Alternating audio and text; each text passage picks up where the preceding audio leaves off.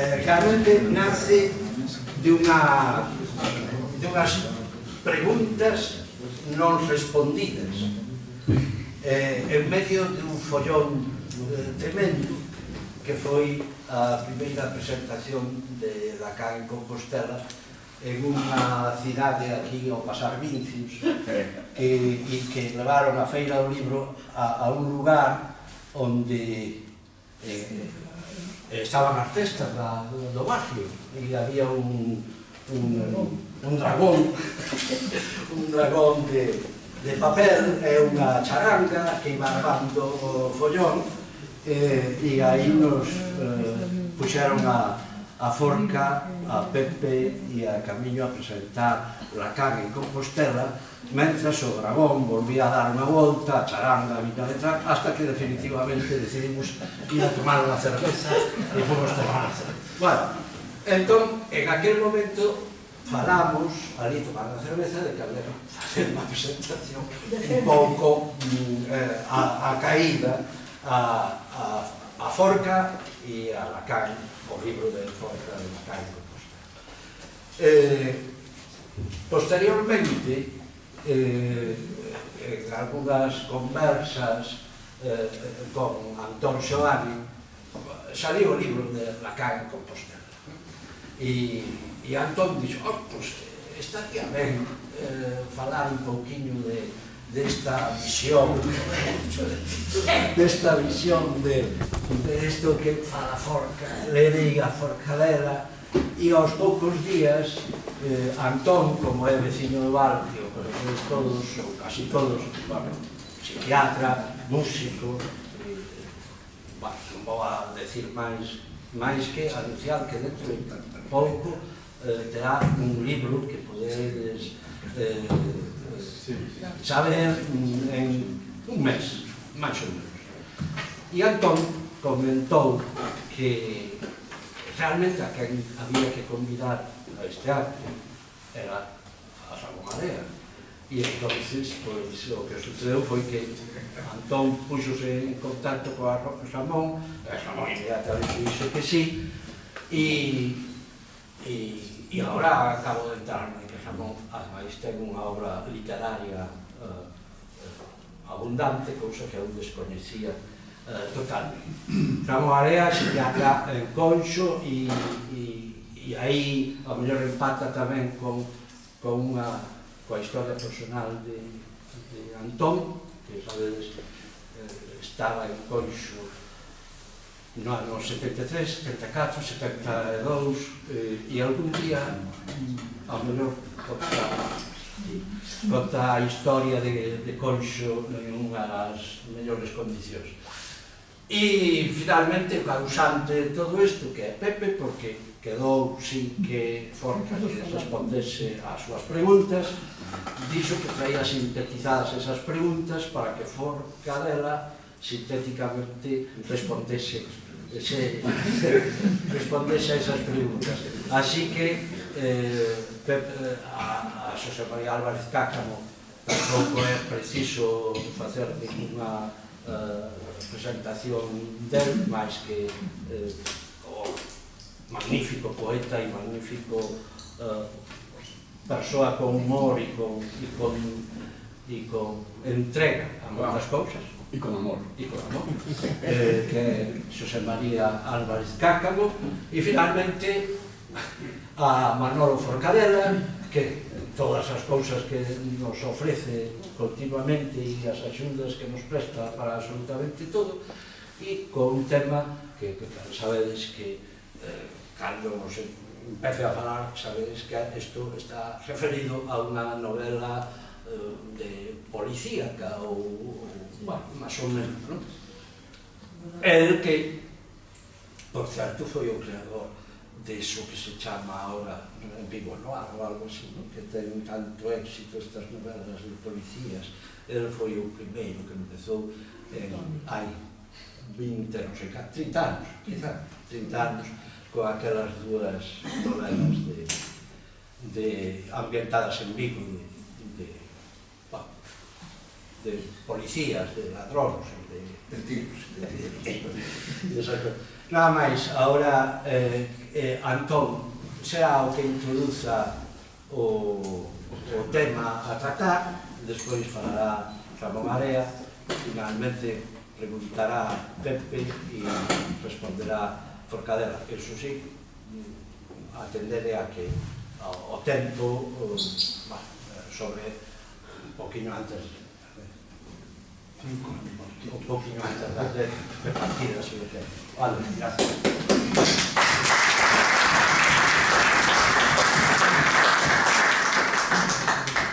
Bueno, comenzo, hola, boas tardes. Nos grupos de aprendizaxe lacanianos, os chamados cárteles, non había drogas polo medio, se recomendaba a presenza dunha testemunha recoñecida como máis un, que podía intervir mobilizando o grupo dende o saber ou dende calquer indicación. Pois ben, eu farei aquí o papel inverso, 1 menos 1. Xa sabe Carlos, enredador desta trama, que considerome superado totalmente para falar do tema, o tema que aquí nos trae. Tan só seino, pero a cachos. Pero podo justificar a miña presencia como simple teloneiro de 3 persoas sabias e en concreto do meu colega, o Dr. Ramón Area, actualmente coordinador do psiquiátrico de Conxo, a quen agradezo a súa presencia despois de plantexarme abertamente a miña incapacidade para mergullarme nas salas do libro de Forcadela, aceptando amablemente a invitación.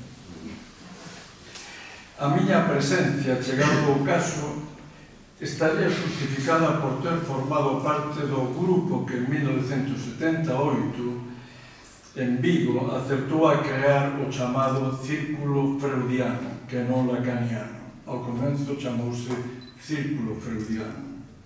O primeiro de Galicia, baixo a tutela e sabiduría do mestre Óscar Masota, argentino, como todos aqueles que viñeran, e que foi quen de apurar a nosa ignorancia o tempo que escribía o lineal deste libro de obrigada lectura entre os que tentábamos entender algo, que son los 4 conceptos fundamentales del psicoanálisis Jacques Lacan. Intentábamos entender algo, eu quedeime no algo, no de entender aínda estou a procurar. Estamos aquí concitados para escoitar as reflexións de Manuel Forcadelo alrededor da obra de Manuel Forcadela sobre o seu libro Lacan en Compostela. Pois ben, como se fora un resumo do que se quere abordar, é un libro que a súa vez encerra outro libro, Crime en Compostela de Carlos Reigosa.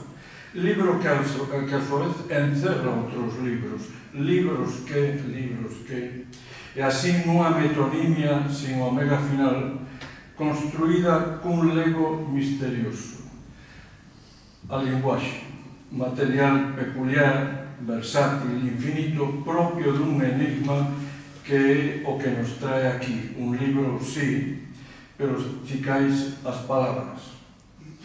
Todos lembramos a estea inicial de 2001, unha odisea no espacio, co predomínio botando un oso ao aire, a carón dun imperturbável monolito, a inteligencia, a conciencia, Deus, a linguaxe, o sentido, botando ao aire como se fora un xogo de empoderamento, pero non únicamente. Supónse que representa o nacimento do suxeito pensante, máis aló do instintivo. Diría Lacan, xurdindo sincrónico tamén o suxeito do inconsciente, a perpetua búsqueda de sentido. Sobre os 20 anos, Freud está vendo ao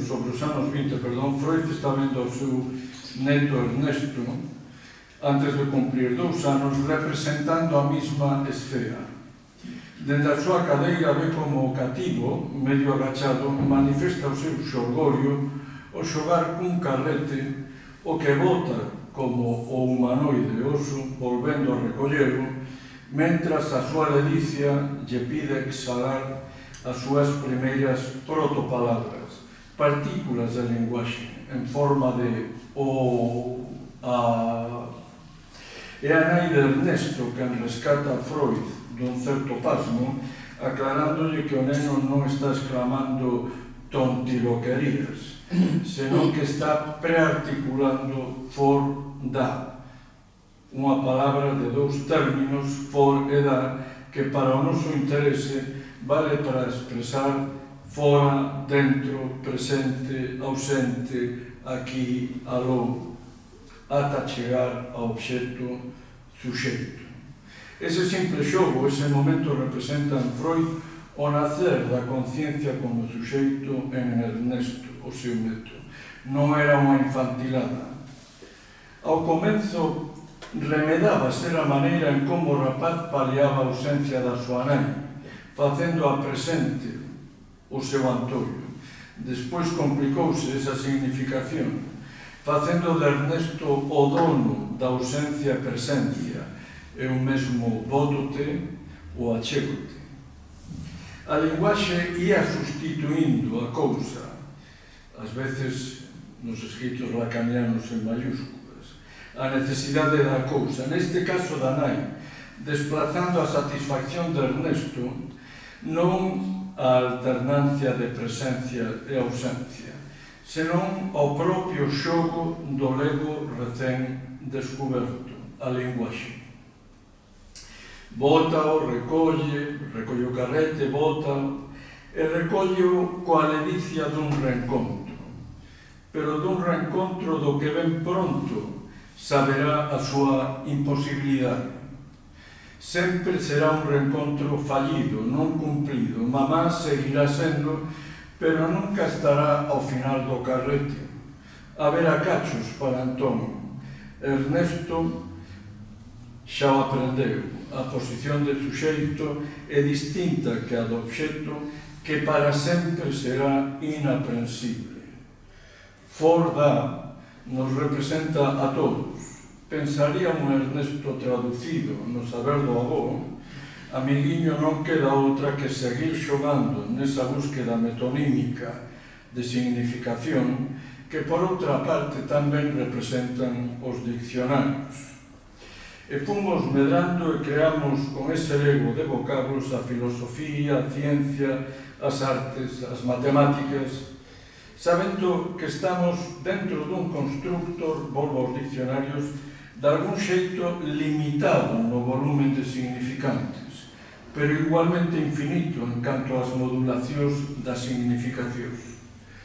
Medramos se aquel oso, botado por humanoide, transformouse en polisémica nave espacial, aínda sabendo, como pronto a deprender Ernesto, que non daríamos coa significación plena, chea, en ningún obxecto do desexo de cada quen. Está o número pi, o concepto do infinito, as partículas invisibles. Nos faltan moitas cousas, e aínda así os avións despegan. E aínda así nos entendemos. E aínda así, como dicía Lacan, somos quen de non tolear irremediablemente co galimatías das palabras. O enigma da linguaxe é que en cada un de nos bate contra outro plano estructurado tamén como unha linguaxe que é o inconsciente. Tan importante descubrimento nado da intelixente observación freudiana de materiais de derribo, nada propio dun científico de bata branca. Freud atopou ouro onde calquer científico despreciaría a tentativa.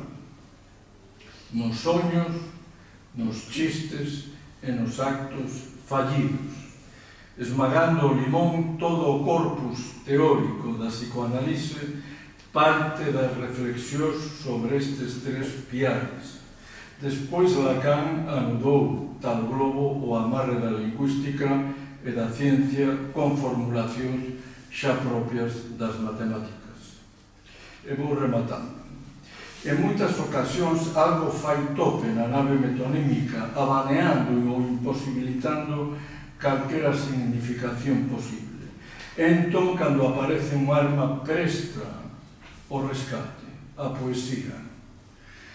Particularmente, sempre me chamou a atención a expresión coa que os científicos denominaron un alén indefinible, inefable. Unha modulación significante que expresase ou despexase a X dos buratos negros. A fronteira mítica no que for dá, fora, dentro, ser, non ser, presencia, ausencia, se concentra nunha especie de psicose cósmica. Pensaron ata que chegaron á poesía. Chamémoslle horizonte de sucesos. Tan só era cuestión de revirar o diccionario e que o zume trouxese ouro poético. Certo é que tal estratagema pode valer para fins ben distintos. Joe Biden hai días convertía un cruel bombardeo nun poético misil errante. Remato. En verbas do último residente que tiven nos Sergas, Dr. Javier Ferreiro, xefe da área psiquiátrica de Bristol, moi novo, un cerebro, e falando a propósito da xuventude británica, dicíame nun recente correo: con toda a rapazada aquí é moi aberta, e se hai un problema común é a ausencia dun sentido que vaya o teu encontro.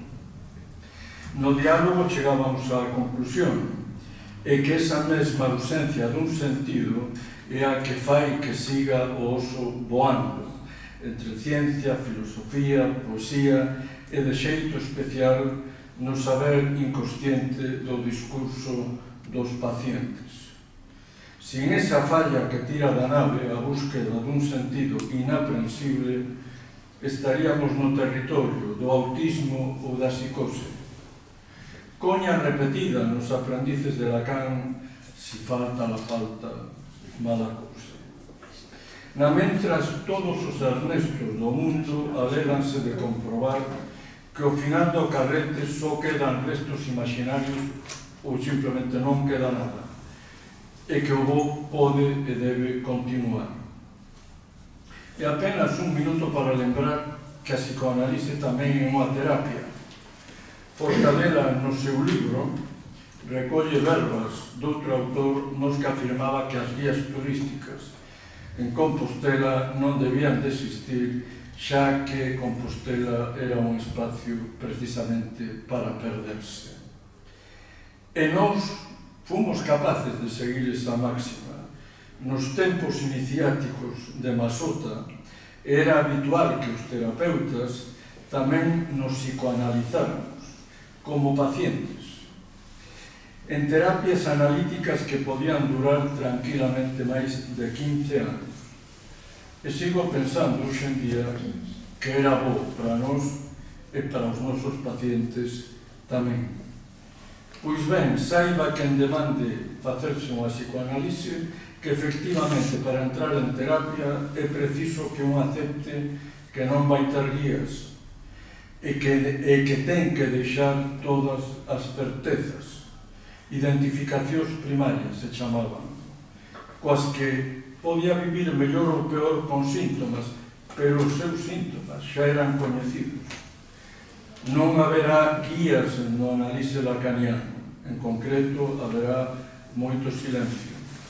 Non é doado, precisa de moito saber do analista e por parte do paciente a aceptación da probabilidade de atoparse con outro, el mismo, o que non coñecía de nada, nun encontro non sempre concordante. E si, como en calquer tratamento, ten efectos secundarios e a veces adversos, e que nacen enguedellados na razón que aquí hoxe nos convoca, as palabras.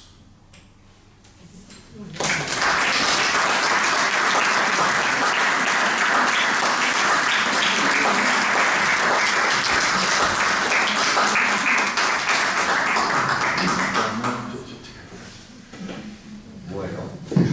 María. Bueno, moi ben, pois nada, primeiro dar grazas aos organizadores por convidarme a esta presentación.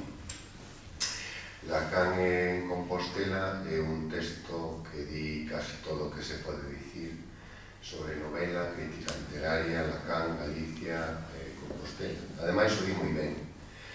Ten unha edición abrallante, non? Por iso, creo que en primeiro lugar debemos señalar pois un pouco as miñas seivas para facerlle justiza ao libro. Pero despois, nun brinco do máis imprudente, vou tomar a licencia de escoller algunhas cuestións moi concretas que despertaron o meu cavilar após rematar o libro. É dicir, eu vou falarlo como lector, que me parece que é como mellor podo falar. E vou falar como lector un pouco desa clase de ideas que surden entre as liñas alleas despois de ter rematado unha lectura, e que ás veces quedas con elas, con esa reflexión, e algunhas veces podes compartir con compañeros de lecturas un café cando hai algo de tempo. Bueno, en primeiro lugar, Jacques Lacan, dende os meus inicios como psiquiatra, sempre estivo preto, case como rodeándome, pero sin que eu rematase por meterme de corpo inteiro nese universo psicoanalítico. Iso significaba, como ben dicía Antón, pois entrar nunha escola, seguir unha serie de pasos moi laboriosos, ter unha supervisión prolongada, e ler a obra cunha minuciosidade moi exixente. Eu non fui quen, e supoño que iso terá unha interpretación que inclúe de fixo esa parte de verdade que custa aceptar. Porén, eu prefiro creer, como calquera neurótico, que ese estar na periferia de Lacan para min tivo un sentido persoal e tamén intelectual. Persoal porque algúns dos mellores compañeros de oficio son lacanianos, son psicoanalistas lacanianos. En estes tempos complicados para a psiquiatría, onde ás veces parece que a clínica desmorece progresivamente, pois non se pode falar de psiquiatría con todos os psiquiatras, solamente con algúns.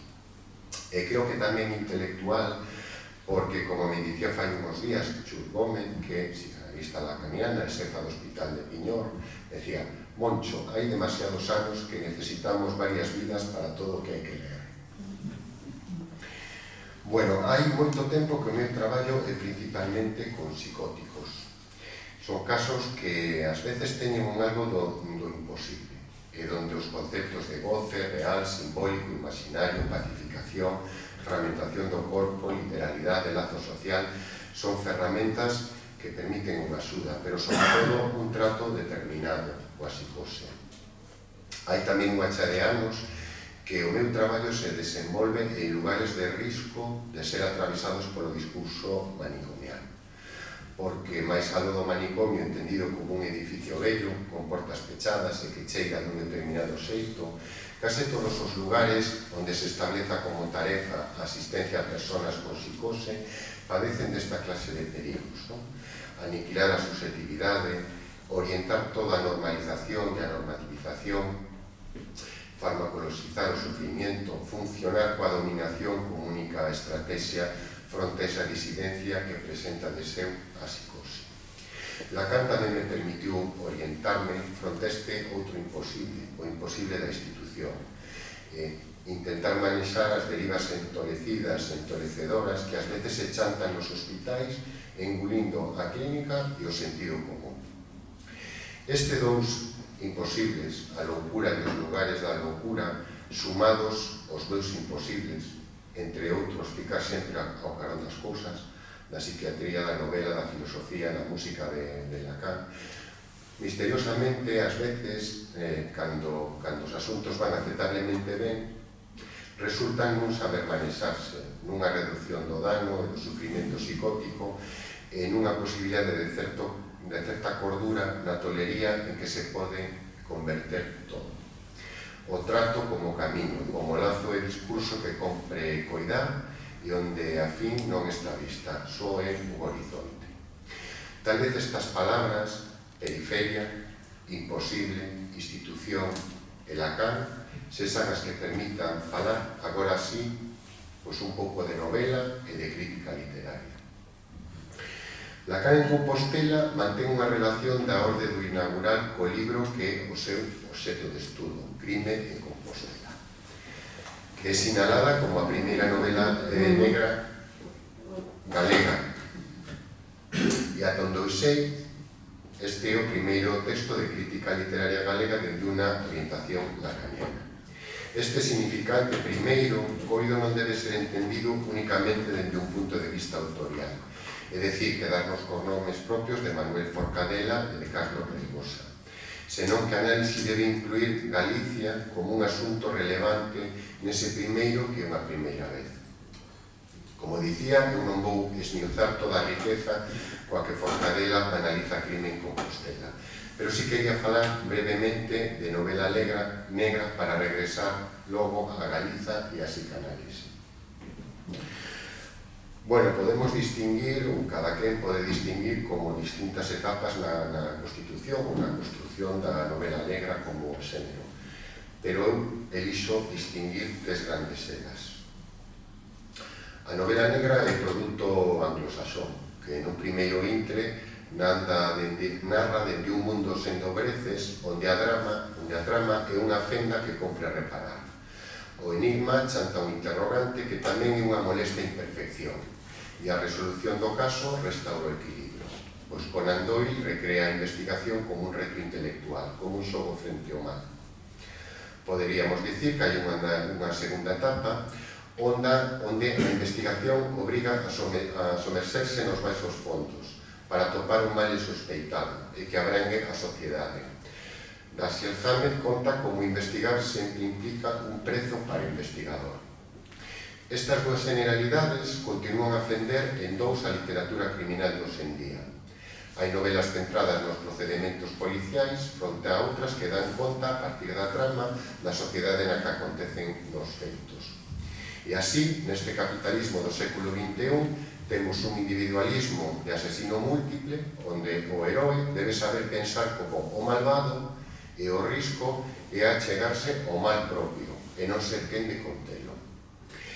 E tamén temos o complot social, onde o heroe accede a un saber perigoso e onde o risco é caer na paranoia. Son dous dos discursos da novela criminal do capitalismo contemporáneo, onde a psicopatía e a paranoia aparecen como dos estruturas clínicas que poden trazar as diferencias no xénero ante a distinción entre novela negra e novela policíaca. Non obstante, e vou ao que me interesa, creo que existe unha terceira etapa na novela negra, a que poderíamos bautizar como periférica, e onde as tramas, ao primeiro, entenden o estranxeiro como unha paisaxe, pois, por exemplo, Morte no Nilo, de Agatha Christie. Non é o mesmo concepto que posteriormente ancora outras obras de novela criminal, do Nordic Crime, Camilleri, Marcaris, Vázquez Montalbán, ou en Galiza, Diego Ameixeiras, autor que particularmente me gusta. Porén, que permanece no imaginario colectivo após a súa lectura? Que anacos do texto selecciona a memoria para que fiquen ao carón do lector? As máis das veces non son os lugares, como tampouco son as tramas, son as personaxes, e tal vez esta clase de recordo este a expresar un individualismo no acto de leer, se somos pesimistas, ou un interese polo humano, se somos optimistas. Quen fica na memoria do lector e no imaginario colectivo pois son Poirot, Holmes e tamén Leo Caldas, Bernie Gunter, Pepe Carballo ou Magritte. Estes son quen fican na lembranza do criminal, o negro e mesmo do periférico. A novela criminal pode definir a periferia como un instrumento para coñecer o mundo, unha agradable guía de viaxe, unha variación exótica que permita delongar unha serie de éxito ou atraer máis lectores. Mesmo, Kurt Wallander, tan apegado a Istad, pois viaxou a Riga, ou Montalbán non está ameazado sempre por Lidia cunha viaxe de placer, ou Bevilacqua chegou a unha base do exército español en Afganistán. Ás veces, a novela periférica pode intentar representar unha cultura, adoptando argumentos ou poñendo de relevo os conflitos singulares de algún recuncho do mundo. Pero só en contadas ocasións bota a falar inesperadamente, da periferia. Marginalidade e disidencia se presentan sempre nesta clase de literatura, relatando o intento imposible de acadar a centralidade e o canon, que creo que son un pouco os conceptos espello de disidencia e de marginalidade. Forcadela no libro, por exemplo, analiza dun xeito moi interesante as relacións entre Galicia e o mundo na obra de Álvaro Cunqueiro. Esta tensión entre o universal e o singular, o central e o periférico, creo que foi un dos motores da obra de Jacques Lacan. O seu pensamento pode ser lido como un intento de resolución entre o subjetivo e o social, o diagnóstico e a biografía, a estructura e o síntoma. É unha teoría da susceptibilidade dos animais falantes e os modos que teñen de sosterse na vida, con eles mesmos e coas súas cousas, co corpo e cos outros. Pero creo que a teoría de Lacan acepta tamén a obriga non só de ser unha psicopatoloxía, sino de ser unha antropoloxía e unha socioloxía. Por tal motivo, dende o universo da loucura, desenvolve un saber sobre o mundo. É dicir, os tolos, como periferia da humanidade, conteñen un saber sobre os normais, sobre o ser humano, ao amosar como a linguaxe en determinados síntomas parasita o seu ser. Dende este concepto de periferia, tamén debamos preguntarnos que acontece nas periferias e que facemos coas periferias. A mí me parece unha reflexión fundamental, que as máis das veces se pasa por alto ou se contesta axiña e sen dúbida alguna. O millor debemos lembrar que como nas psicosis ou nos lugares das psicoses, quizás hasta nas periferias algo do imposible. Periferias imposibles, por certo, é unha frase onde resoa Galicia e tamén resoa a psicanálise. Nese sentido, Crime en Compostela é unha novela situada entre os séculos da opresión e as décadas da globalización, un punto intermedio, onde a periferia galega intentou normalizarse a través dun xénero literario chamado novela criminal, como contas no libro. Porén, se insistiu un antes de Crime en Compostela, onde a opresión era a morte, tamén existe un despois de Crime en Compostela, onde a alienación é a morte. Se antes procedeuse a un intento de aniquilación cultural sen aforrar en métodos depresivos, hubo un despois, onde o cambio na susceptibilidade xa non exixiu o exercicio explícito da violencia. Ademais, nestes tempos de alienación, por parte da psiquiatría, houve unha renuncia para constituirse como un discurso da crítica, mentre se enredaba en neurotransmisores e en epidemioloxías varias, pero sin xerar un análisis do suxeito e da sociedade. Conste que non é un mal único do meu oficio. No saber contemporáneo creo que hai unha división polas teorías profundas e un debezo polas teorías amplas. As primeiras non dubidan en viaxar cara as profundidades e as segundas elixen estenderse como as manchas do aceite. Para rematar, permítanme un atrevemento. Compre pensar se no pulo normalizador ou normativizador non vai sempre incluído o risco de acubillar un discurso de poder, que falando de rematar coa marginalidade da periferia tamén aniquila a disidencia, porque de ser así tamén habería algo da morte de algúns intentos por reparar Galicia. Esto xa último. Periferia pode ser isto, porque non é París de Lacan, nin é a Compostela de Nival. Moitas gracias.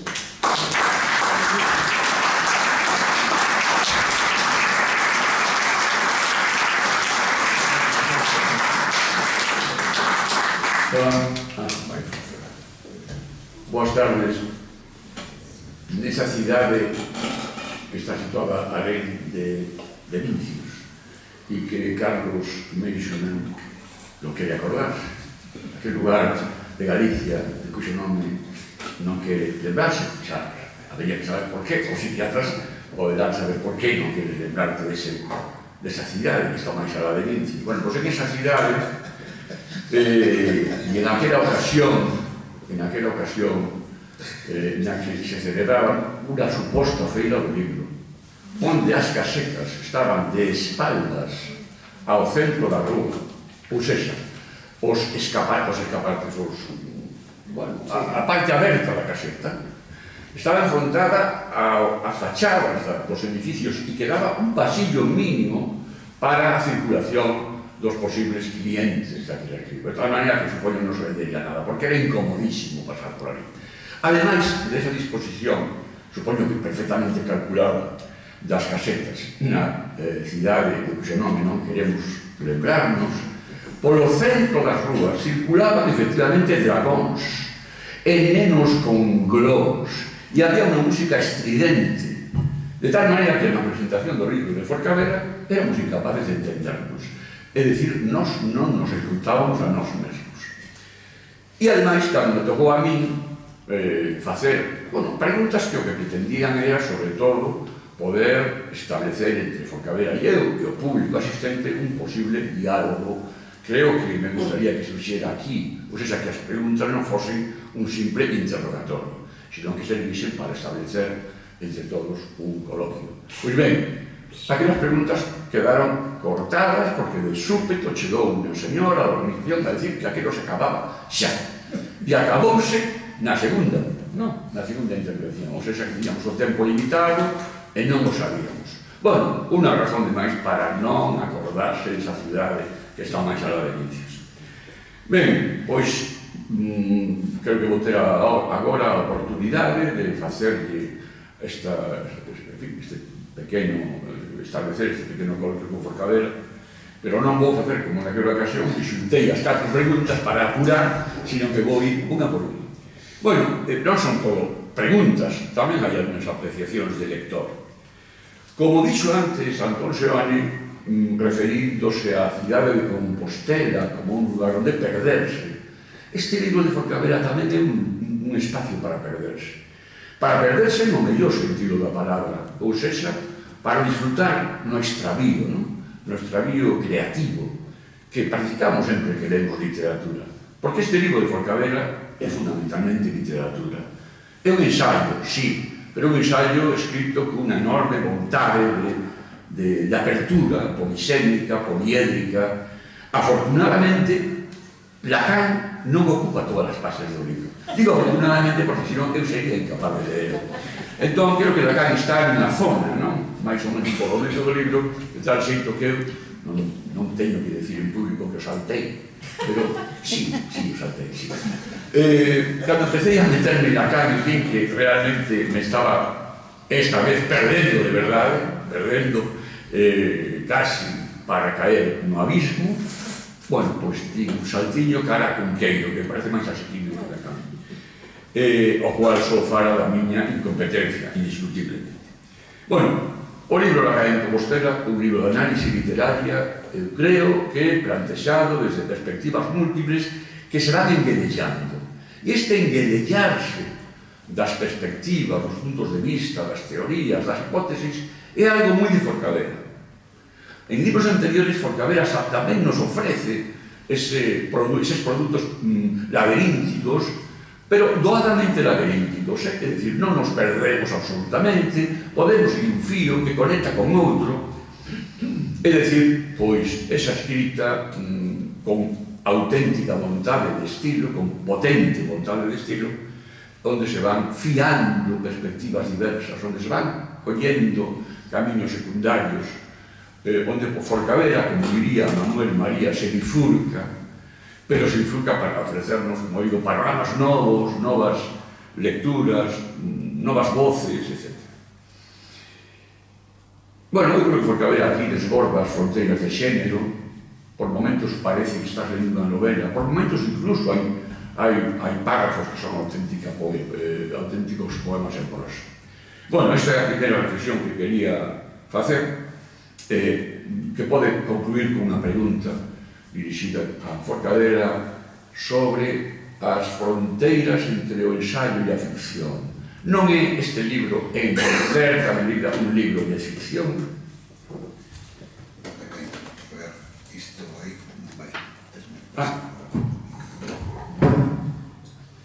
Pois, antes de máis, antes de pasar a contestarle a Pepe as súas amables preguntas, teño que agradecer, obviamente, ao Instituto de Estudos Milloranos o se convite para estar aquí, a organización deste acto, nomeadamente ao meu amigo Carlos Meixome, por suposto, en fin, o galardón que nos fai a todos coa presenza destas dúas personalidades, diríamos, da psiquiatría galega, que eu non coñecía personalmente, pero que os que lle agradezo muitísimo a súa presenza, por suposto, as súas palabras, e, por suposto, a todos ustedes pola súa atención e pola súa asistencia.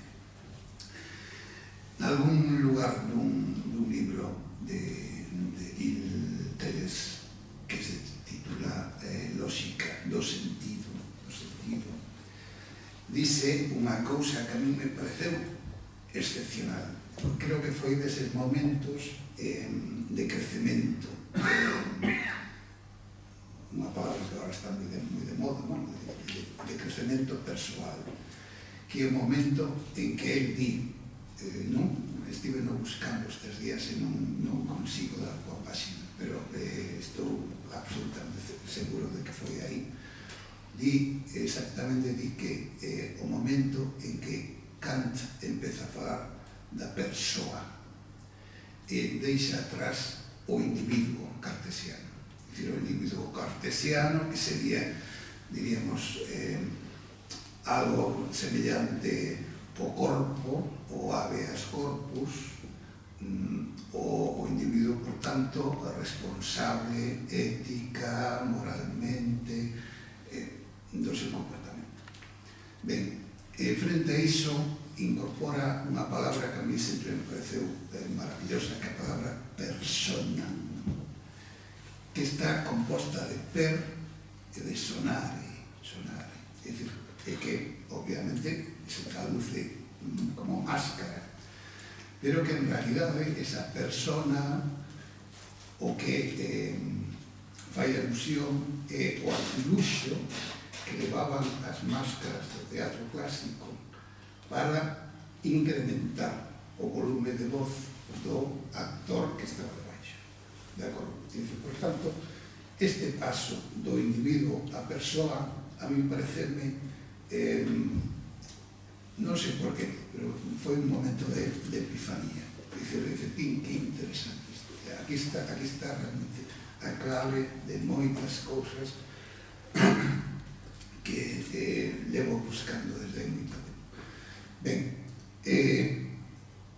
inmediatamente despois estamos falando nun lapsus, non sei, de X anos, porque isto non podería decir máis ou menos os anos, pero creo que o importante é ese tempo, diríamos, interior, que non é exactamente cronolóxico.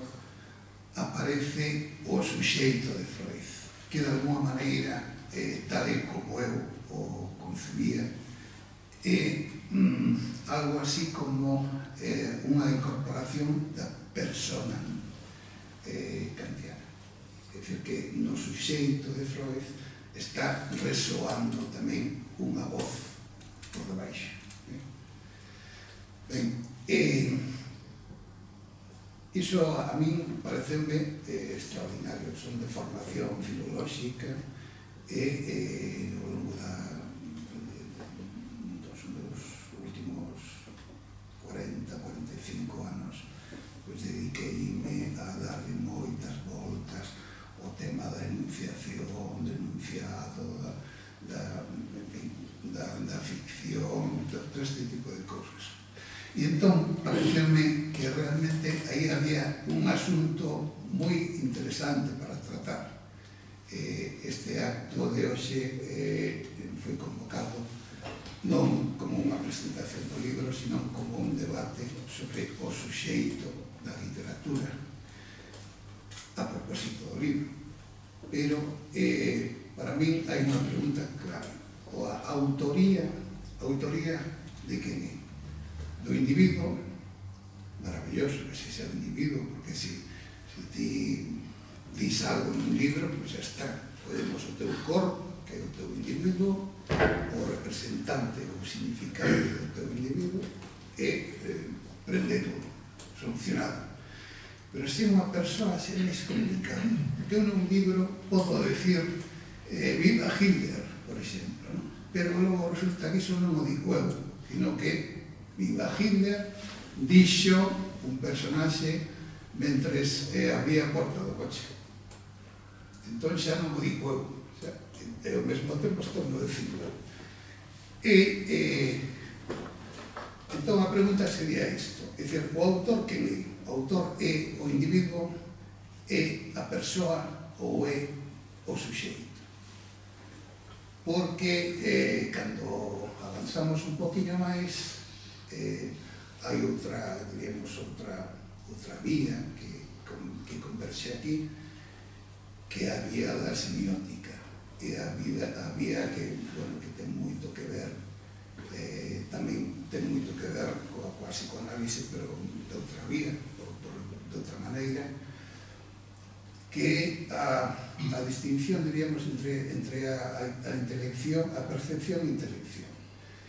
O feito de o mirar sin ver, o ver e o mirar, o oír e o escoitar, e entón aparecen aí definidas 5 accións, 5, diríamos, funcións do que se chama o mirar sin ver, que son, por un lado, a lectura, por outro lado, o soño, por outro lado, a ficción, por outro lado,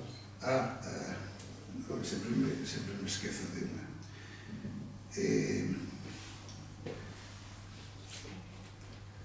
A cegueira, obviamente, o invidente non ve, pero mira, é fundamental a ideoloxía.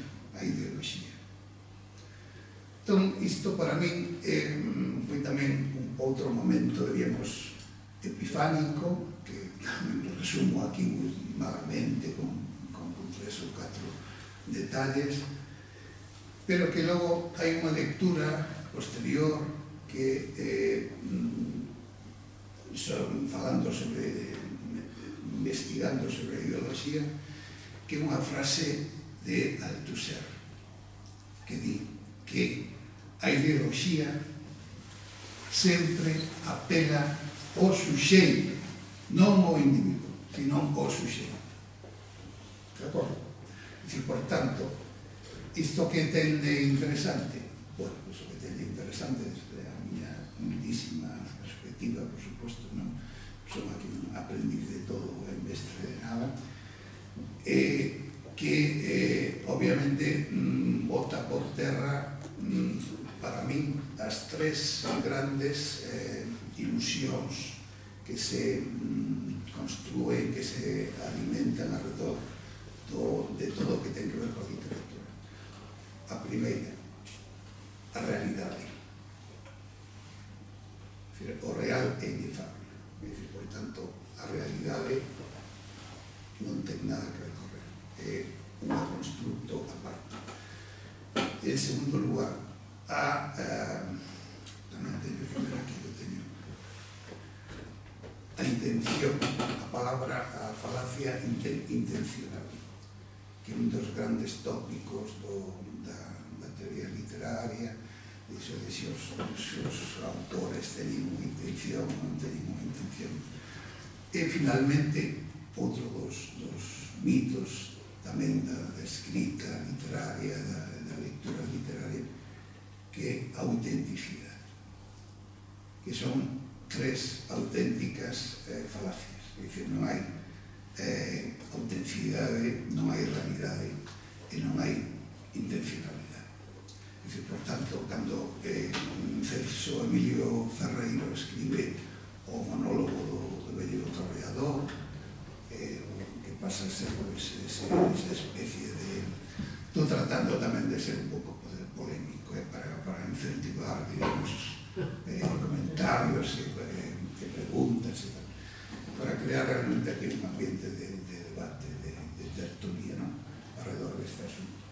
Cando Celso Emilio escribe o monólogo do vello traballador, que pasa por ser a gran obra, digamos, do realismo social galaico, de todos os tempos, resulta que non era un vello, era escasamente un individuo de 30 e poucos anos, que nunca traballara, de acordo? E, sin embargo, crea un texto que se chama o monólogo do vello traballador, que a xeración de Antón foi un texto, digamos, emblemático, de cantautor, etc. Ben, por tanto, isto para min, diríamos, son as pezas de todo o que está aquí construído, que obviamente todo isto que acabo de decir non se di de ninguna maneira no libro. Que isto onte pola noite xa non lembraba moi ben de que iba este libro, pois me a relelo.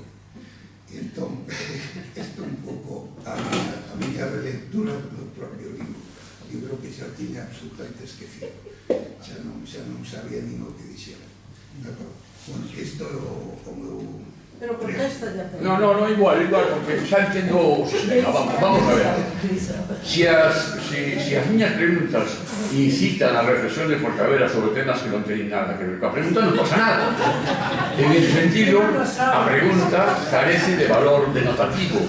A pregunta é só unha incitación e seguimos no territorio da ficción. O que eu pregunto, a partir de agora, é ficción. E o que Forcavera conteste, pois, o que entiendo. Eu quería, simplemente, coa miña pregunta, só quería reflexionar sobre o tipo especial de ensaio que nos presenta aquí Forcavera. Forcavera aquí non está facendo investigación estricta e pura. Forcavera está deixando fluir o seu pensamento creativo dunha potencia creativa enorme a partir, efectivamente, dos alicerces da súa formación como crítico e como teórico da literatura. Pero as diversas perspectivas alrededor da novela de Reigosa sirven para ir fiando, como digo, este discurso que a mí me parece literatura, no mellor sentido da palabra. A mellor, quizá non sexa oportuno decir ficción, pero sí literatura. Este libro se pode ler como que lee unha obra de creación. Iso é o que eu quería, pretendía decir.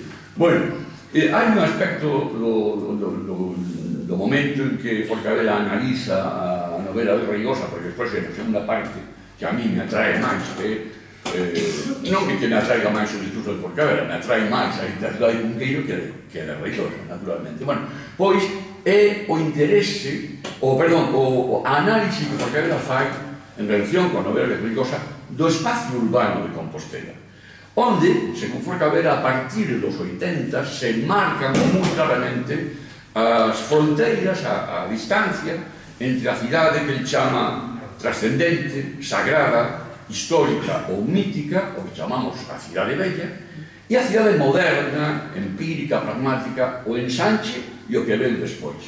Bueno, eso, di Forcavera, esas dúas cidades están separadas a partir dos anos 80, están separadas xa na novela de Reigosa, creo lembrar. Eso me fixo pensar que cando eu fui a estudiar a Santiago, no curso 67-68, e cando eu rematei no ano 72, ainda estive en 5 anos máis vivindo en Santiago, non estaban tan separadas as dúas cidades. Vivíamos no ensanche, sí, pero facíamos a vida na cidade bella, facíamos a vida na cidade histórica. Hoxe, o estudiantado vive na cidade nova, e Soba, e as facultades están na cidade nova, agás a de historia, creo, pero van á cidade bella prácticamente só a tomar as copas. E algúns nin van, porque estudian moito, porque están moi metidos en iso de que hai que facer traballos permanentemente, todas as tardes e tal, e non van á cidade bella. Ahora sí que efectivamente están separadas, pero na miña experiencia eran a mesma cidade. E máis, a cidade que eu vivín, a Compostela que eu vivín, era o centro histórico, era a cidade mítica, e o outro era o dormitorio. A cidade histórica íamos a facultades, íamos a manifestarnos, íamos a correr coa policía detrás, concentrábamos na Praza do Toural, por exemplo, ou un pouco máis tarde na Praza Roxa, que eu reivindico que se siga chamando Praza Roxa e non Vermello, por moito que Roxa sexa unha traducción, unha adaptación inaxeitada.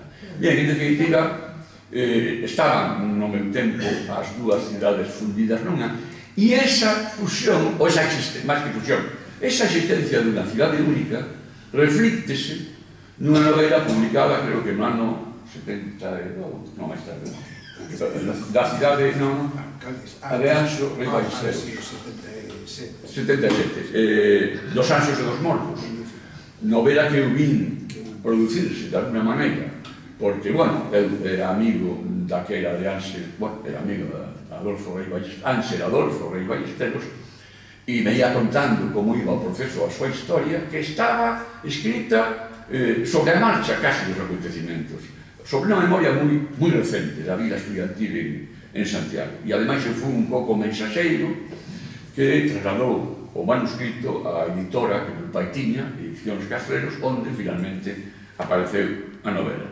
De modo que, bueno, aquí non hai pregunta, sino unha reflexión sobre esas dúas cidades, ou esa cidade única do meu tempo de estudante, que, repito, está reflectida en Dos Anxos de los Montes.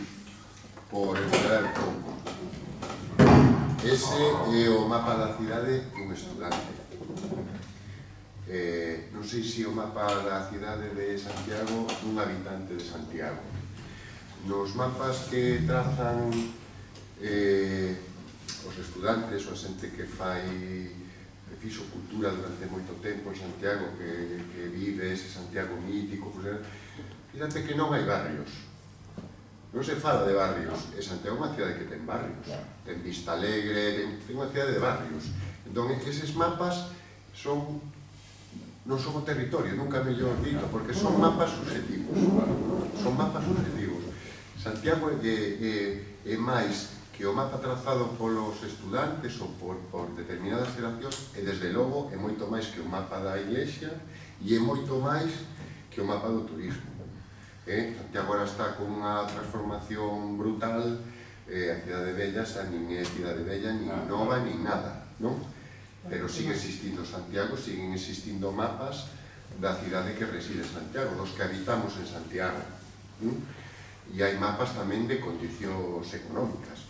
Falabas dos estudiantes no ensanche, eso no mellor dos casos. Os estudiantes están vivindo en Milladoiro porque non hai vivendas de aluguer, moito menos, por mellor para os pacientes que atendemos e teñen que buscar un piso de alugueiro en Santiago. Entón, primeiro o mapa é subjetivo e, ademais de ser subjetivo, un mapa económico.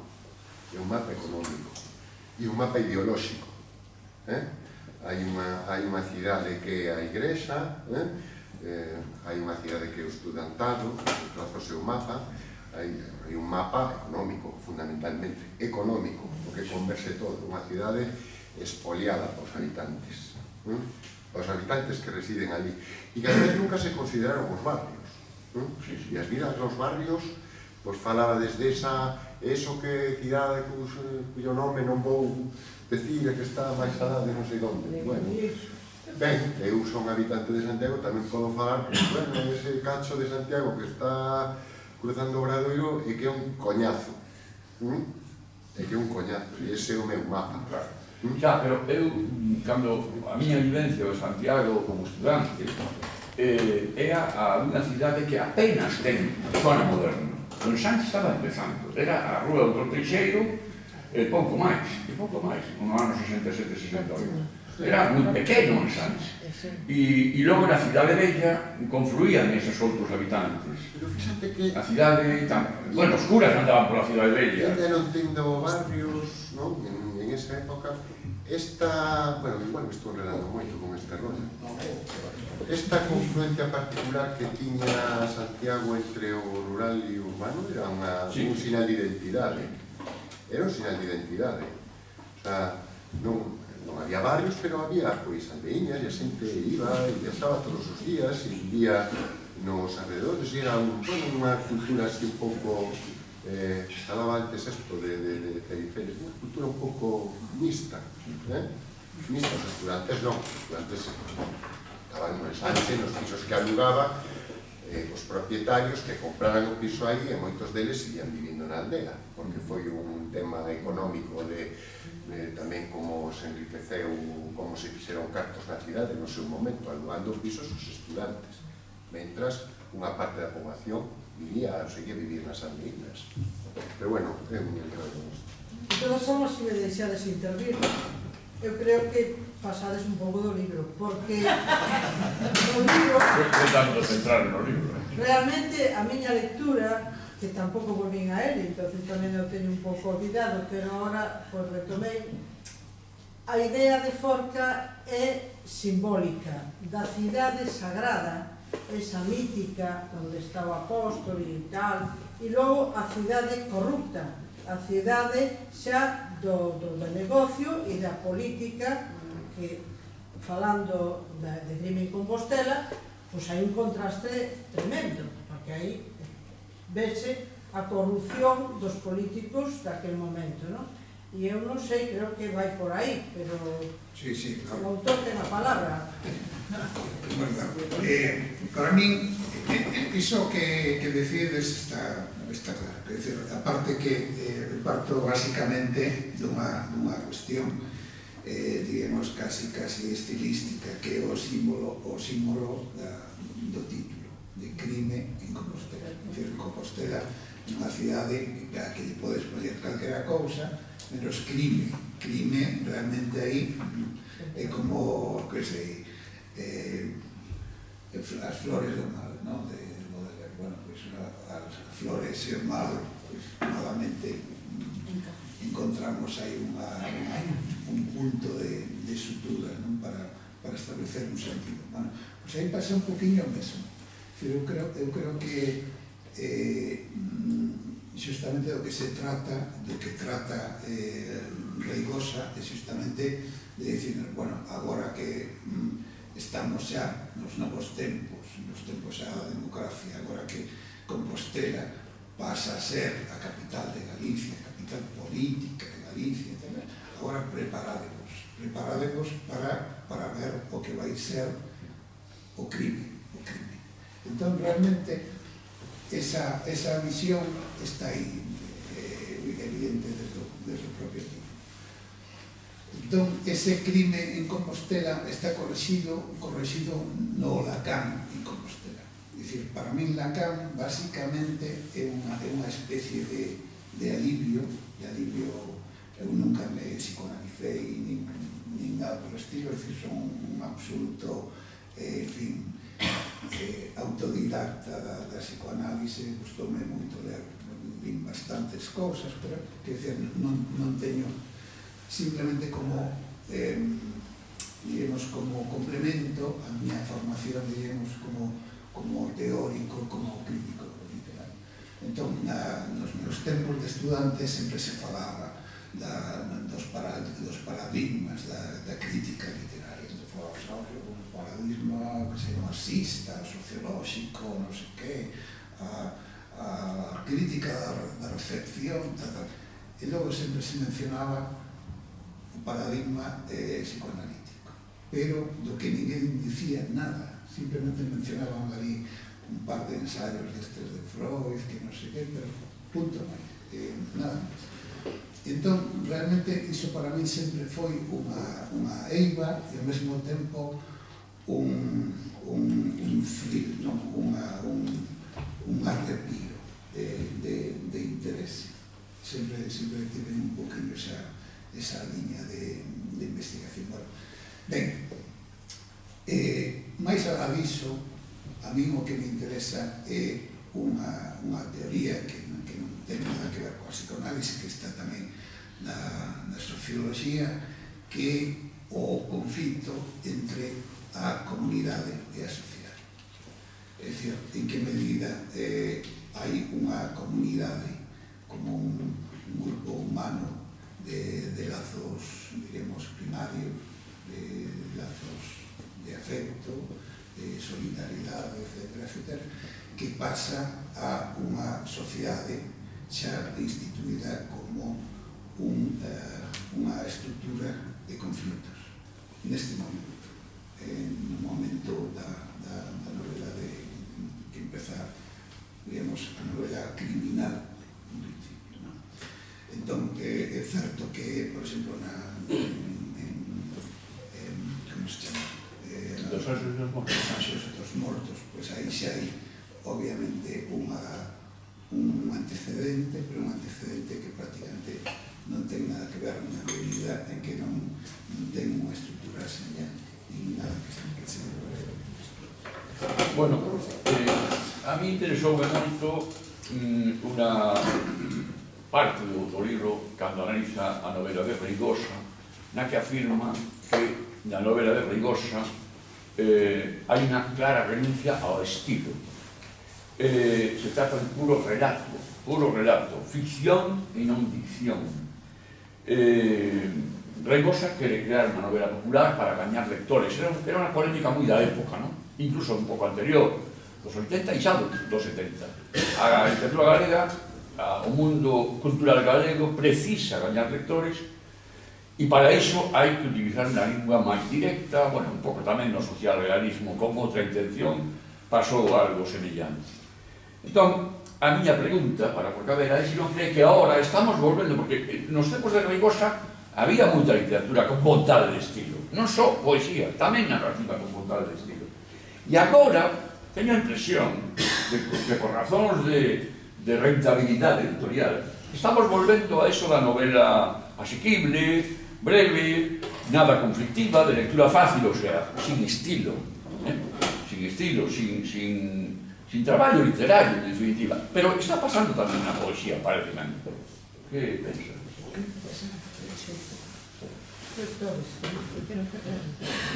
Pois ben,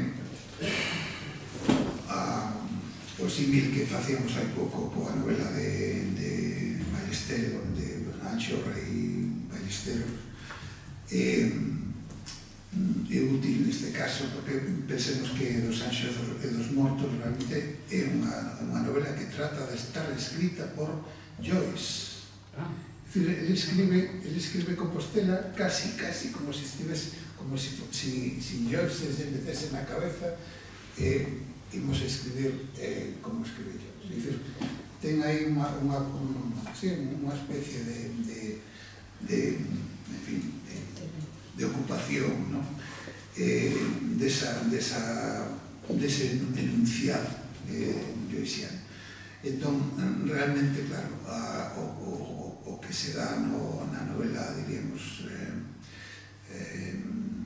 social, non comunitaria, sino na novela, diríamos, xa de xogo bastante no libro a partir dunha dicotomía que manexaba Benjamin, que era a dicotomía entre a aura e a non aura, é dicir, a dicotomía entre a aura como aquilo que nos fala da distancia, da proximidade frente a pista, o indicio, etc., que nos fala justamente do contrario, que nos fala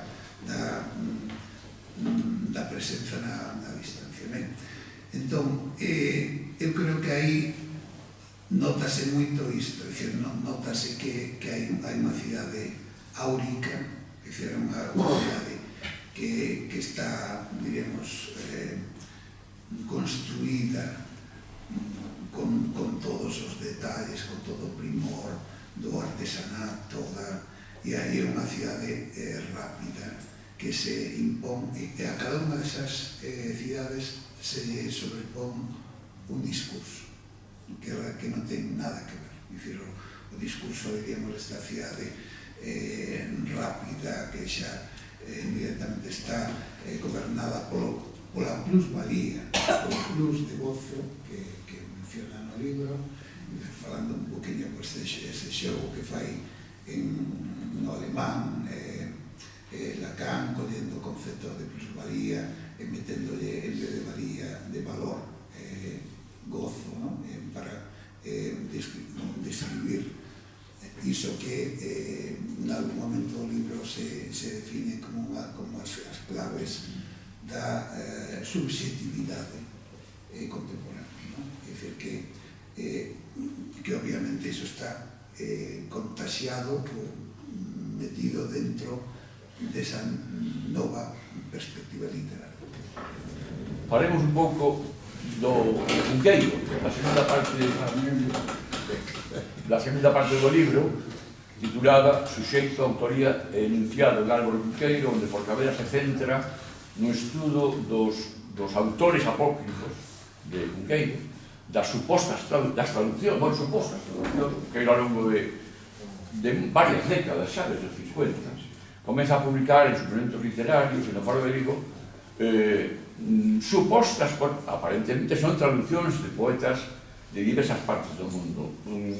En algún momento pensouse que esos poetas existían. Algúns, pero algúns non existen. Foron inventados mesmo os nomes deses poetas. E desde logo non eran traduccións, eran poemas feitos polo propio Cunqueiro. Pero tampouco existían os traductores. Era él, o traductor? Non, xa, pero que él asignaba con outros nomes. Asignaba como traductor con outros nomes. O sea, son apócrifos os traductores e os autores. Pois ben, dice Forcadell, non hai un eu a producir unha enunciación, senón unha enunciación a construir sentido verténdose en eus variados. Pero resulta que aparece Herbaquía Colá en no ano 1980. E Herbaquía Colá é producto dunha escrita lenta. Os poemas de Herbaquía Colá tamén se comenzan a escribir ao longo desde os anos 50. Por tanto, é paralela a produción, a escrita dos poemas de Herbaquía Colá a os poemas supostamente traducidos. E agora que sabemos todo eso, que sabemos que porque en un momento dado creímos, o creo, o público quería, nos 50 e nos 60, aqueles poemas, puderon creer que eran auténticos, ¿no? Que existían esos poetas e que Cunqueiro os traducían. Pois ben, ahora que sabemos todo eso e comparamos Herbaquía Colá cos poemas traducidos, dámonos conta de que hai unha voz moi semellante. De que os poemas de Herbaquía Colá parecense moito aos poemas traducidos. E máis, eu teño a sensación de que en Herba, aquí e a Colá, hai poemas que parecen traducidos. Cunqueiro, que é un gran artesán, sabe dar a sensación de poesía traducida. Quero dicir, cando ele presenta poemas traducidos e os fai el, ten que dar a sensación de que son traducidos. Como se produce esa sensación? Pois con unha sintaxe quebrada por momentos, con un ritmo que non sempre funciona, porque sabemos que ao traducir o ritmo se desasusta, e Cunqueiro sabe facer moi ben isto. Sabe facer moi ben. Hai en Herbaquía Colá, teño sensación a veces cando leo Herbaquía Colá, poemas en que a música, non digamos que non funciona, é unha música diferente. É unha música, desde logo, moi diferente da música dos libros anteriores de Cunqueiro, pero incluso unha música moi diferente da poesía coetánea de Cunqueiro. Como?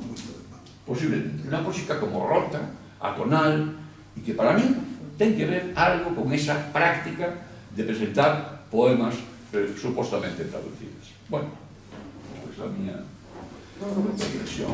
Hai unha frase moi bonita de Lacan que di que define o eu, que di o eu é o significante do suxeito, suxeitado pola enunciación. Unha frase maravillosa,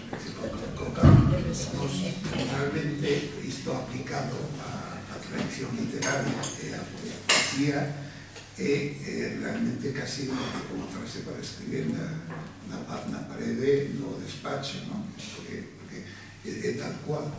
É dicir, de tal maneira, o que fai Cunqueiro, que é realmente magnífico, é inventarse non enunciacións, non enunciados, senón personaxes, eus, a partir do enunciado. Por exemplo, ele escoita aí unha frase que chama a atención, escribe, e entón agora, que podería dicir? Que podería dicir? E entón, aí está, iso tamén é unha forma de información moi interesante. Entón, ese artificio que realmente non foi, diríamos, obviado, que non é algo que se fale habitualmente cando se fala de Cunqueiro, pero eu creo que é moi importante, sobre todo porque revela que el levaba desde os anos 30 moi atento a psicoanálisis. E por unha simple, sí, no, camino. Iso demostrase simplemente collendo todos os seus artigos de Sonais, as dúas aparecen citadas no libro, e vendo como Cunqueiro no ano 50 cita a revista de psicoanálisis francesa. Como é posible iso? É mesmo un artigo para la revista, que sei, 10 minutos ou algo así. De onde sai iso? Quen citaba en Semana, na revista Semana, dos anos Catapum, a revista de psicoanálisis de París? Tamén citaba a Camus e odiaba. Bueno, o que ti queiras, pero que decir, aí hai unha orella que está moi atenta. E a partir de aí aparece algo que para min tamén foi fundamental, que é algo que ten moito que ver con Cunqueiro, que ten moito que ver en xeral coa literatura, que diríamos, o que Lacan denomina, non lembro agora en que lugar, creo que en seminario 17 ou por aí, que fala da travesía da fantasía frente ao gozo do símbolo. E dice, entón, que pasa? Bueno, pois que realmente iso é o que está pasando en Cunqueiro. En Cunqueiro hai un Cunqueiro junguiano, o que lle encanta falar dos enanos, dos tesouros, de non sei que, vale. Pero iso é puro divertimento. Pero cando o Cunqueiro toca a fibra, cando lle doe, entón aí empeza a facer esa outra literatura, que é a literatura, diríamos, do gozo do símbolo. É dicir, notas que está gozando realmente coa súa propia dor, coa súa propia experiencia, coa súa propia existencia. Sí. A ver, entón, aquí non vou explicar. Yo vine aquí hoy con el interés. Perdón? No se escoita. Vine aquí hoy con el interés de saber algo más de Lacan, es decir, no de saber algo más. Entiendo.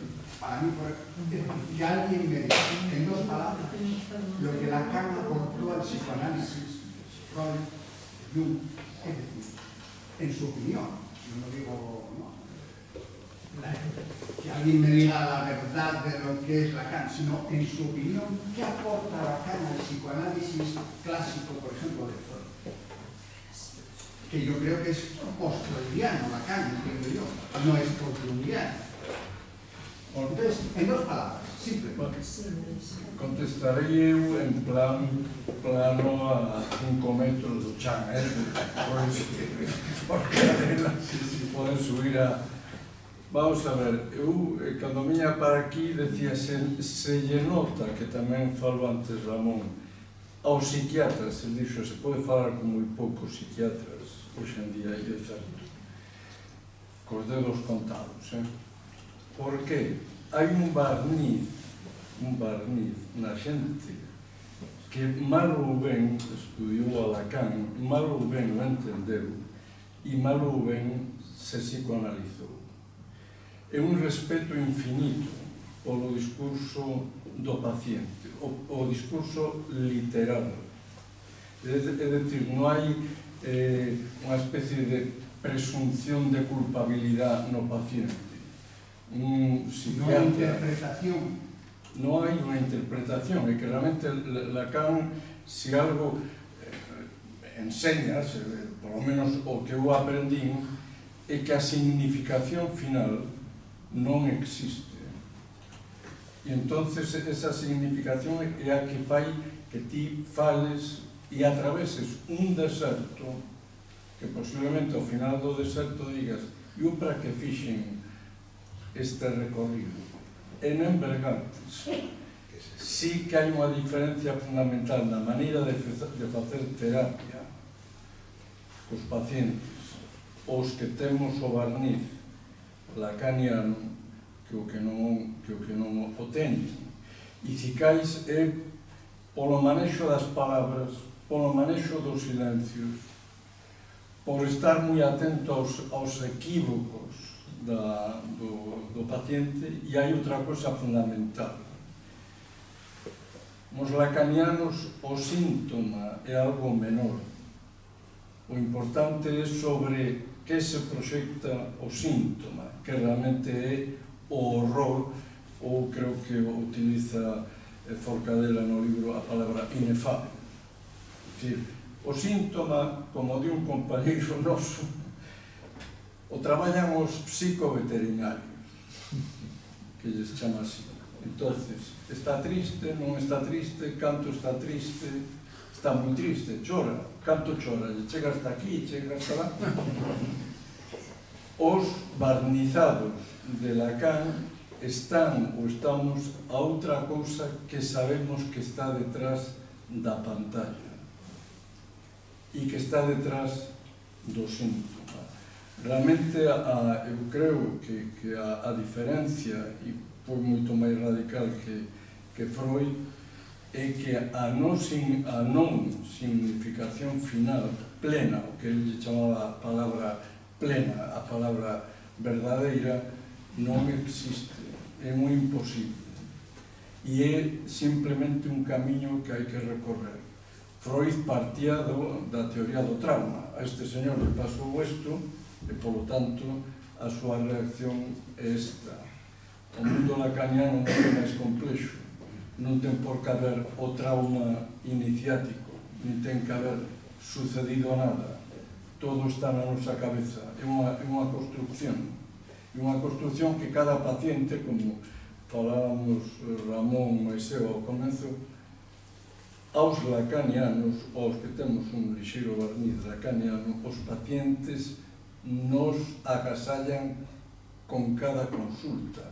Contan unha historia que é a historia de moita xente, pero a contan en palabras distintas, con cadencias distintas, con silencios distintos. E iso é a escoita lacaniana, que é distinto de canto triste está usted, moito, pouco. E nese sentido sí que eu creo que hai unha maneira de escoitar ao paciente distinta a partir de Lacan que simplemente os que colleron a Freud puro e duro. Sei que é unha explicación moi tosca, moi torpe, pero seguro que os meus compañeros a saben enriquecer. Para mí, por ejemplo, yo diría en dos palabras que Freud era un conservador revolucionario. No. Fue. Me explico. En el sentido de que puso patas arriba la ética o la forma de vivir victoriana. La ética, incluso la ideología victoriana. Era un conservador burgués ideológicamente, evidentemente, de aquella probablemente no había ideológicamente, no estaba todavía el marxismo, etcétera, ¿no? Como luego con Reich. Entonces, para mí, yo podría decirle a alguien, mira, Freud es un señor que sacó oro de los actos fallidos, es decir, con todo lo que eso significa, es decir, sacó y revolucionó la ética social. Por eso yo creo que tiene la trascendencia que tiene, aparte de otras muchas cosas, pero yo en dos palabras, sí. Yo diría de Jung, que probablemente pudiera ser considerado como el primer psicoanalista de la literatura. ¿Entiendes? Sí. Es decir, Jung asume que la literatura, los mitos, lo escrito y lo contado, tiene trascendencia psicológica y dice o puede decir cosas sobre esa persona. Yo diría eso básicamente, luego hay muchas historias, ¿no? Jung tiene un inconsciente positivo, entre comillas, Freud es un inconsciente desváncio, ¿no? Cosas, etcétera, etcétera, ¿no? Entonces, ahí iba yo a ver Lacan y empiezo a entender un poco, quizá, a vislumbrar que Lacan utiliza más el nivel del lenguaje, se queda más en el nivel del lenguaje, ¿no? Quizá eso, no cree que haya una solución en la realidad, como si eran los clásicos, que intentaban normalizar, ¿no?, al paciente.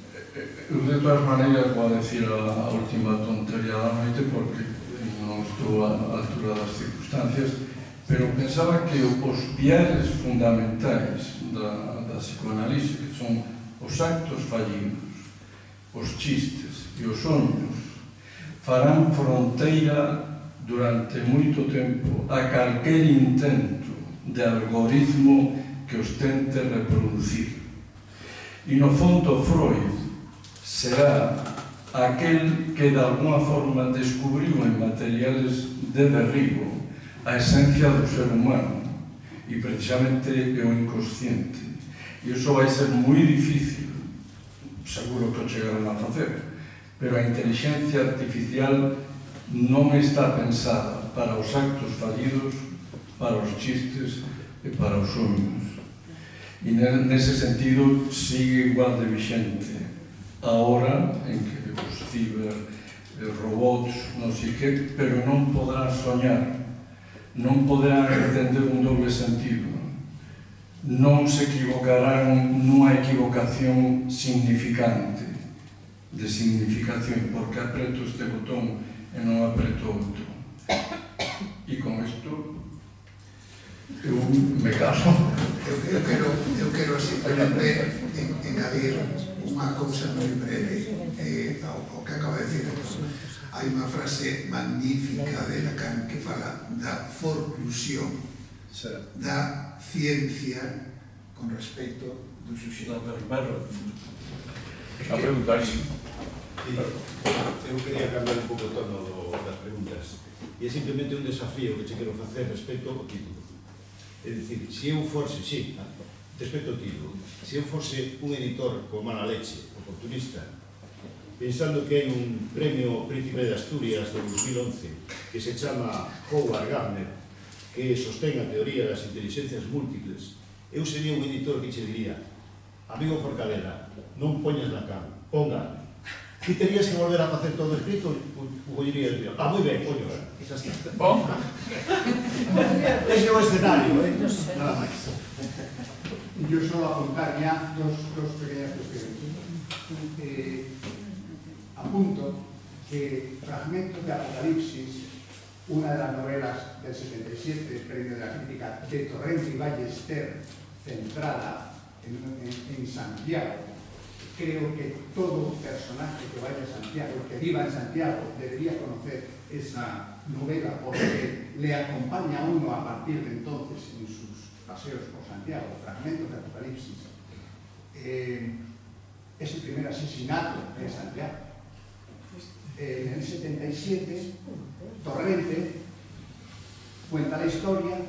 Es un escritor, empieza a escribir una serie de cuartillas, una novela, intenta, tal, como era Torrente, que no sabía nada, y le aparecen cuartillas escritas, no se sabe por quién, a la mañana siguiente, y que va a tratar y termina por matar a su amor, Lenuska, una becaria rusa, porque teme que haya sido creada por un personaje que él no controla. Apunto un fragmento de la Apocalipsis de Torrente. Y otra cuestión, hablabais antes de la ciudad vieja de Santiago, la nueva, y ese ir y venir. Si hay una ciudad en esta Galicia espectacular en cuanto a la dinámica de entrar y salir, entrar en la croa, en el recinto sagrado, en el inconsciente y salir de Lugo. Uno vive fuera de la montaña y entra todos los días dentro de la universidad.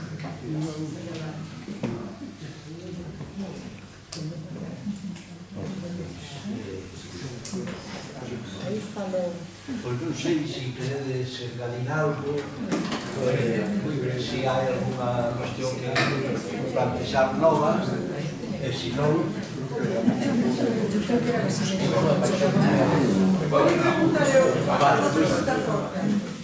Forca, no teu libro, a parte de Lacan, tamén paseas a Walter Benjamin, a Althusser, a Foucault e a moita xente. Por que Habermas, bueno, unha chea deles, por que escolles Lacan e non escolleches outro personaje? Eu con miñas disculpas para os sabios que me acompañan, diría que Lacan é un filósofo. Entón, quero dizer, non discuto en absoluto nada do que non sei sobre a psicoanálise, pero eu creo que ten esa outra dimensión que vai máis alá e que o fai compañeiro dun movimento que a mí me parece, bueno, dun momento da filosofía do século XX, que é o existencialismo. Entón, eu creo que por aí vamos tiros. É dicir, eu creo que Lacan é basicamente iso, desde a miña lindísima... A novela de Forcadela sería moito máis popular, entraría en outro... Bueno, novela, perdón, este ensayo, entraría en outro territorio se se titulase Lacón en